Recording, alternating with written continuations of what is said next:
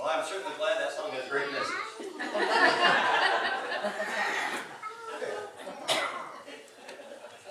Okay. Hey, we're going to be looking at the life of Joseph. Probably won't be reading a whole lot of the story, but if you want to look, it's in Genesis, and the 37th chapter and following. It's only 13 chapters. Do you think we can do that today? I'm hoping that most of you have a background in the story of Joseph, because it's going to be difficult to tell the whole story.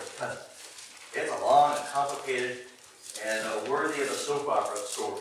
It truly is. It truly is. You know, it's easy for us to talk about forgiveness, because forgiveness is sorrow. Forgiveness is giving up my rights to holding a grudge, to the wrong that somebody has done to me. Forgiveness is a lot about letting go of a past that can be so horrible.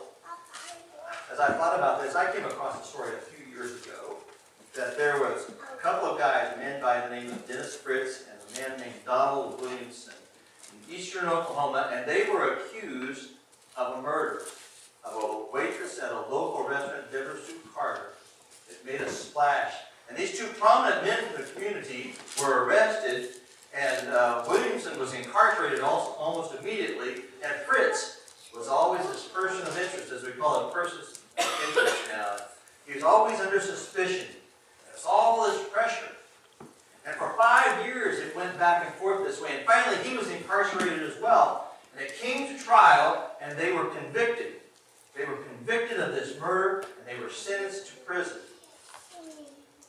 The basis for the conviction were 12 hairs that were found at the scene, an inconclusive DNA test that was done, and a witness of a jailhouse, a supposed jailhouse confession from one of the men, came forward and had his 2-hour tape that was made of him talking about this confession that he claimed to have heard.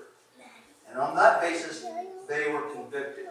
There was a man by the name of Lynn Gore as well, who had placed Williamson at the restaurant the night that the murder happened. He said he had seen him there.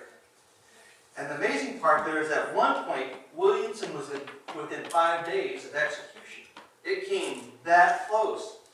Until one final appeal by Fritz, the other man who had been accused, to have the DNA retested, and the file, Williamson's lawyers filed to make sure that not all of it was destroyed in the process, so that he would get his hearing today in court as well. And when they did the DNA test, they found that it was not a match to either man. And when they looked at those hairs, what were called a match before wasn't even anything like a match. And so after 12 years of incarceration, 12 years of suspicion and pressure and going through these trials, these men were set free there on the outside. But what, after 12 years, is there to go back to? I mean, the careers were in the number, all the things that they worked to build, not being there to maintain it or make it grow, their businesses, everything had been on the wayside. It was gone. Williamson lasted 4 years and died of cirrhosis of the liver. And I think you know how he got it. They are broken, broken people. By the way, the DNA was finally matched to Glenn Gore, the witness. Yes, it was. There you go. It leaves a scar. It leaves a mark like nothing else in your life. The future is stolen. Their opportunities, their lives, their families. For 12 years they were locked in a box. No hope of freedom. How angry would you be? How brokenhearted would you be? I think it would be horrible to try to overcome. And it's all about somebody's malice, somebody's heart that had turned against these men to blame them. If we look at those 13 chapters in Genesis that deal with Joseph and his story, we find that it's quite dramatic, don't we? That it's a bit like the movie, the show Dallas. You know, any Dallas fans here? Dallas fans? Not the Cowboys. The show Dallas. And if this was Dallas, then Joseph's father, Jacob, would be J.R. Ewing every time. And he's the same kind of character, grasping, a criminal, taking advantage of anybody, everybody at all times. And Jacob had 12 sons. 12 sons by his family. his children, and he was raising them. And the youngest, Joseph, there was a 13 born later, but the youngest was Joseph, and he was the son of Jacob's favorite wife. Gals, can you imagine having a wife and one being the favorite and another not? I mean, it's tough enough just a husband and wife. But if there's the husband and he's got a favorite wife and the unfavorite wife, and not comfortable. I was talking about being uncomfortable at Thanksgiving table. Yeah, they had knives, man. Oh dear, that's a problem. And so he has a favorite wife, and in his old age, she finally has a son, and it says Joseph. And obviously, he is the favorite child. They could see it coming, and it proved to be so because that's exactly how Jacob treated Joseph. He was the favorite. He was given the coat of many colors we talked about. Probably a sign that he was going to be the one to inherit the family fortune. The vast part of it, anyway. The others would get a small portion, but he would get half and then a little bit more of it. And so he was not a popular person. Not only that, he was given a position of authority over his older brothers. You know the story. He was sent out to check up on them and brought back a bad report to his dad about how they were doing with the treating of their animals and the maintaining of the family wealth. It was just a problem. But not only was he a favorite, he was also talented, and everybody knew it. He was the golden boy. Could do no wrong. We know that he is a man of discernment. He interpreted dreams.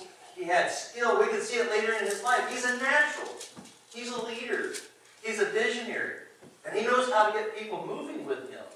But it didn't make his brothers happy, you see. And so they did him in with, this is for you, malice aforethought. Every lawyer knows what I'm talking about.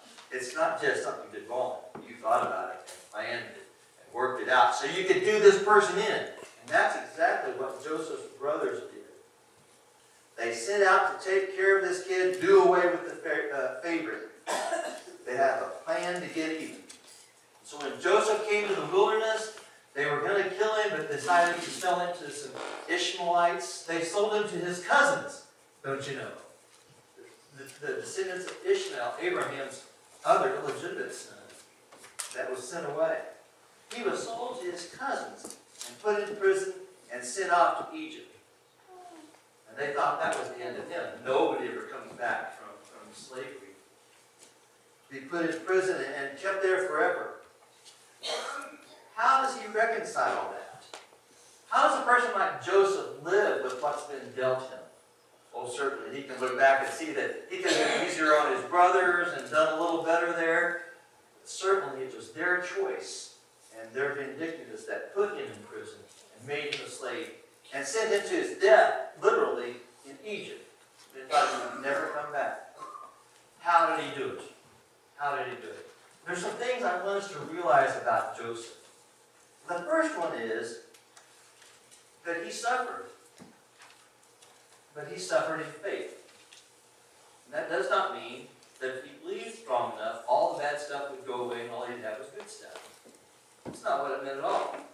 He is a man of faith that he trusted that God would keep him going even through this hardest of circumstances. You know, it's one thing to have a setback, but to have people turn on you and hurt you, it feels like persecution. When the first snowstorm came after the flooding in New York and in northern New Jersey, that first snowstorm came in, I remember seeing Governor Christie from New Jersey talking about it. He said, "What's next, locusts?" And I thought that was a great line, because you know how they're feeling. And now that they've had, what, 2 more snowstorms after that have just given them such a hard time, you know, they're feeling persecuted. We've been in those kind of places. But what if the wrongs that had been done to them had been planned with malice aforethought, put them in that bad place to oppress them, to crush them down? See, that's where Joseph is. He knows people have done this to him on purpose in order to take care of him, get rid of him, and to damage him.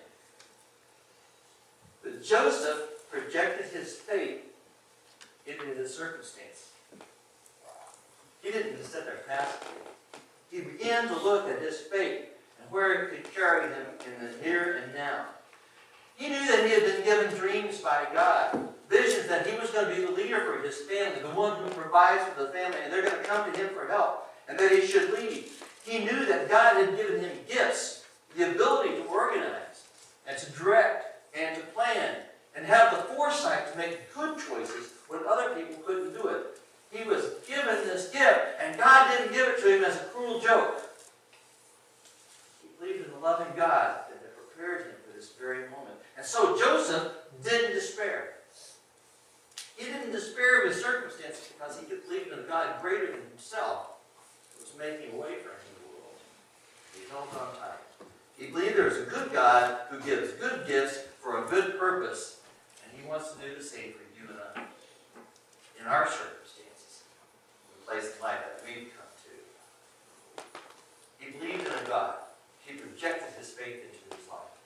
Secondly, Joseph is a man who learned how to bloom where he was planted. Has anybody ever told you that? Bloom where you're planted? Do you like to hear that? Not really. Not really. America is a culture of if only. If only this circumstance were different in my life. If only I had this better place to live. If only I had this set of skills. If only I had that set of friends and connections. If only, if only, if only, if only. And we have all these dreams that we can't attain for ourselves. It makes a perfect excuse not to go anywhere. Well, if only, but I don't have that, so big. Joseph learned to bloom where he was planted. Instead of waiting for things to change, he was waiting on God to act in his life. So he lived by God's design for him. He took the things that God had given him, a dream of leadership and of direction, skills to organize, foresight to understand, the ability to deal with people, and when he was put in Potiphar's house as the slave, he did his job well and was promoted, became powerful. And when that was taken away from him by false accusation, and he was sent to prison, the lowest dungeon, he took his skills and God's promise, and he put them to work. And he rose in the functioning of a prison. Anybody, is that your life ambition? I want to go to prison and become the chief prisoner. No. But that's where he was planted, and that's what he did. Because that's what God had provided for him. He made his way as God provided it. He refused bitterness and despair.